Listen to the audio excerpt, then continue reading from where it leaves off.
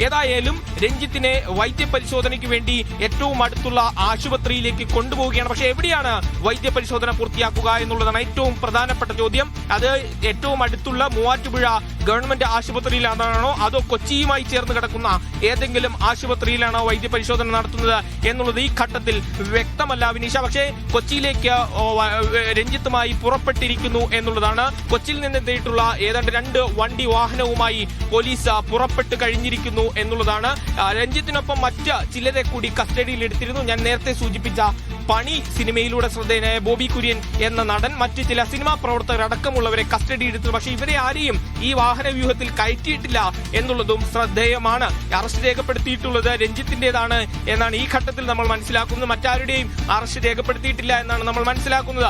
അതുകൊണ്ട് തന്നെ അറസ്റ്റ് രേഖപ്പെടുത്തിയ രഞ്ജിത്തുമായി ഏറ്റവും വേഗത്തിൽ കൊച്ചിയിലേക്ക് എത്തുക എന്നുള്ള നീക്കമാണ് നിലവിൽ പോലീസ് ഉദ്ദേശിക്കുന്നത്. നമുക്ക് മുമ്പിൽ കാണുന്ന ഈ വാഹന വ്യൂഹത്തിലാണ് രഞ്ജിത്ത് ഉള്ളത്. ഉദയംപേരൂർ പോലീസ് സ്റ്റേഷന്റെ പേരിലുള്ള പോലീസ് വാഹനത്തിലാണ്.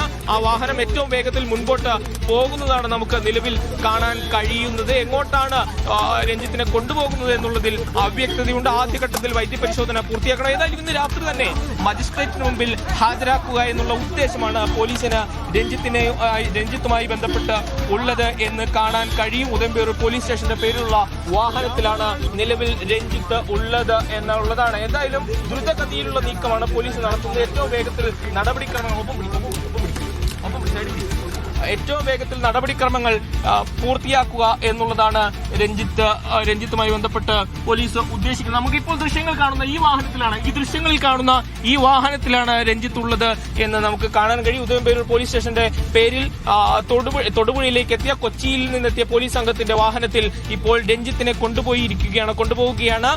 കൊച്ചിയിലേക്കാണ് കൊണ്ടുപോകുന്നത്. വൈദ്യപരിശോധന പൂർത്തിയാക്കണം. ഇന്ന് രാത്രി തന്നെ വൈദ്യപരിശോധന പൂർത്തിയാക്കി മജിസ്ട്രേറ്റിന് മുമ്പിൽ ഹാജരാക്കാനുള്ള നടപടികളിലേക്കാണ് പോലീസ് കടക്കുന്നത് എന്ന് കാണാൻ കഴിയും. നമുക്കറിയാം, ഗുരുതരമായ ഒരു പരാതിയാണ് രഞ്ജിത്തിന് നേരെ ഉയർന്നിട്ടുള്ളത്. മലയാള സിനിമയിലെ തന്നെ ഏറ്റവും പ്രമുഖനായ സംവിധായകൻ, മലയാള സിനിമയിലെ നിർണായകമായ പല ചുമതലകളും വഹിച്ച സംവിധായകന് നേരെ ഗുരുതരമായ പരാതി ഉയർന്നിരിക്കുന്നു. അദ്ദേഹത്തെ അറസ്റ്റ് ചെയ്തിരിക്കുന്നു എന്നുള്ളതാണ്.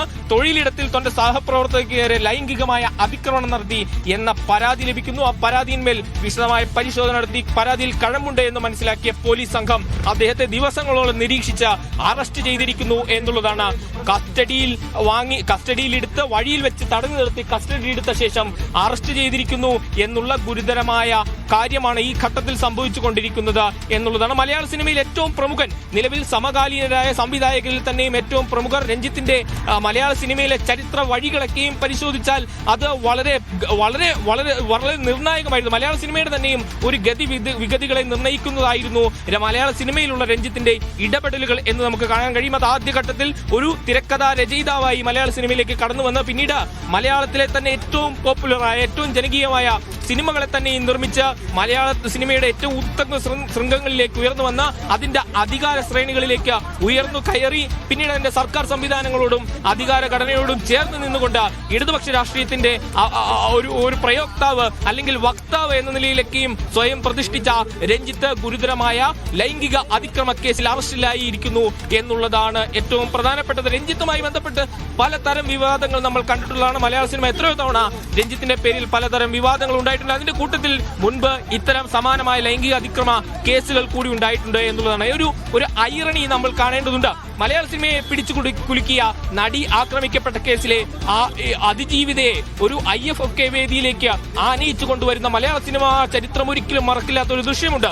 അത് വലിയ ആവേശമായിട്ടായിരുന്നു അന്ന്. ദീർഘകാലം പൊതു രംഗത്ത് നിന്ന് മാറിയുന്ന ആ അതിജീവിതയെ ഒരു പൊതുവേദിയിലേക്ക് കൊണ്ടുവരുന്നതിൽ നിർണായകമായ ഇടപെടൽ രഞ്ജിത്ത് നടത്തിയിരുന്നു. അന്ന് ചലച്ചിത്ര അക്കാദമി ചെയർമാനായിരുന്ന രഞ്ജിത്ത് അന്താരാഷ്ട്ര ചലച്ചിത്ര മേളയുടെ ആ സമാപന വേദിയിലേക്ക് ആ അതിജീവിതയെ കൊണ്ടുവന്നത് മലയാള സിനിമാ ചരിത്രത്തിൽ തന്നെ ഏറ്റവും നിർണായകമായ, ഏറ്റവും വൈകാരികമായ ഒരു ദൃശ്യമായിരുന്നു. പക്ഷേ അന്ന് രഞ്ജിത്തിന്റെ ഇടപെടൽ വലിയ പ്രശംസകൾ നേടിയിരുന്നെങ്കിലും അതേ സമാനമായ മറ്റൊരു കുറ്റകൃത്യത്തിന്റെ പേരിൽ ഇപ്പോൾ രഞ്ജിത്ത് അറസ്റ്റിലായിരിക്കുന്നു എന്നുള്ളതാണ്.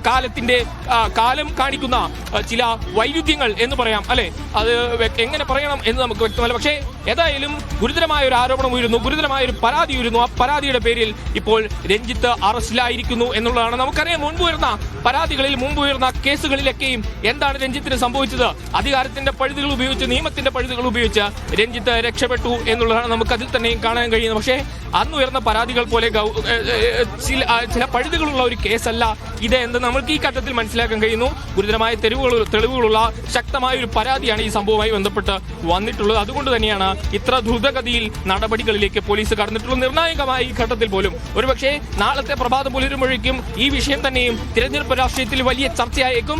അത് രഞ്ജിത്ത് കലാമേഖലയിൽ ഇടതുപക്ഷത്തോട് ചേർന്ന് നിൽക്കുന്നവർ എന്ത് രാഷ്ട്രീയം സ്വീകരിക്കുന്നു, അവരുടെ നിലപാടെന്താണ്, അവർ ഇത്തരം വിഷയങ്ങളിൽ എടുത്തിരിക്കുന്ന നിലപാടുകൾ, അവരുടെ പ്രവർത്തനങ്ങൾ അടക്കം വിലയിരുത്തപ്പെടുന്ന നിലയിലേക്ക്, തിരഞ്ഞെടുപ്പിൽ പോലും ചർച്ച ചെയ്യുന്ന നിലയിലേക്ക് ഈ വിഷയം മാറും എന്നുള്ളത് ഏറ്റവും പ്രധാനപ്പെട്ടതാണ്. അങ്ങനെ ഈ നിർണായകമായ ഈ ഘട്ടത്തിൽ നിർണായകമായ ഒരു അറസ്റ്റ് നടന്നിരിക്കുന്നു. എന്താണ് ഇതിന്റെ മറ്റു പരിണിത ഫലങ്ങൾ? ഇത് മലയാള ചരിത്രത്തിൽ മലയാള സിനിമാ മേഖലയിൽ, കേരളത്തിന്റെ രാഷ്ട്രീയ മേഖലയിലടക്കം ഏത് തരം ഇടപെടലുകൾ സൃഷ്ടിക്കും എന്നുള്ളത് നമുക്ക് നോക്കി കാണേണ്ടത് തന്നെയാണ്. ഒരുപക്ഷെ നാളത്തെ നേരം പുലരുമ്പോഴേക്കും അതുമായി ബന്ധപ്പെട്ടുള്ള മറ്റ് ഡെവലപ്മെന്റുകൾ ഉണ്ടാകും എന്നുള്ളതാണ്. പക്ഷേ ഈ രാത്രി നമ്മൾ അറിയേണ്ടത്, ഈ രാത്രി രഞ്ജിത്ത് പോലീസ് ബന്ദോബസ്തിലാണ്. രഞ്ജിത്ത് മലയാള സിനിമയിലെ തന്നെ ഏറ്റവും പ്രമുഖനായ സംവിധായകനായിരിക്കും. മലയാള സിനിമയ്ക്ക്, മലയാളികൾക്ക് ഏറ്റവും പ്രിയപ്പെട്ട സിനിമകൾ നിർമ്മിച്ച, രചിച്ച, സംവിധാനം ചെയ്ത ആളായിരിക്കും. പക്ഷേ അദ്ദേഹം ഈ രാത്രി പോലീസ് ബന്ദോബസ്തിലാണ്. സഹപ്രവർത്തകയെ ലൈംഗികമായി അതിക്രമിച്ച കേസിൽ അദ്ദേഹം പോലീസ് ബന്ദോബസ്തിലാണ്, അറസ്റ്റിലാണ്. ഇന്ന് രാത്രി അദ്ദേഹം ജയിലിലായിരിക്കും എന്നുള്ളതാണ്. കാരാഗ്രഹവാസിയാണ് ഇന്ന് രഞ്ജിത്ത് എന്നുള്ളതാണ്. ഒരുപക്ഷെ രഞ്ജിത്ത് ഈ അനുഭവത്തെക്കുറിച്ച് ഒരു സിനിമ നിർമ്മിച്ചാൽ എത്രയോ മനോഹരമായ വരികൾ തന്നെയും സൃഷ്ടിക്കപ്പെട്ടു പോയേക്കാമെന്ന് ഈ ഘട്ടത്തിൽ ഞാൻ ആലോചിക്കുകയാണ്. ഏതായാലും ഒരു നിർണായകമായ ഒരു സന്ധിയിലൂടെ, നിർണായകമായ ചില നിമിഷങ്ങളിലൂടെ നമ്മൾ കടന്നു പോകുന്നു എന്നുള്ളതാണ്. നമുക്ക് മുമ്പിൽ കാണുന്ന ഈ വാഹന വ്യൂഹത്തിലാണ് രഞ്ജിത്ത് എന്ന പ്രമുഖനായ സംവിധായകൻ സഹനടിയെ ലൈംഗികമായി അതിക്രമിച്ച കേസിൽ അറസ്റ്റിലായി വൈദ്യപരിശോധനയ്ക്കായി നീങ്ങിക്കൊണ്ടിരിക്കുന്നത്. വിനീഷ.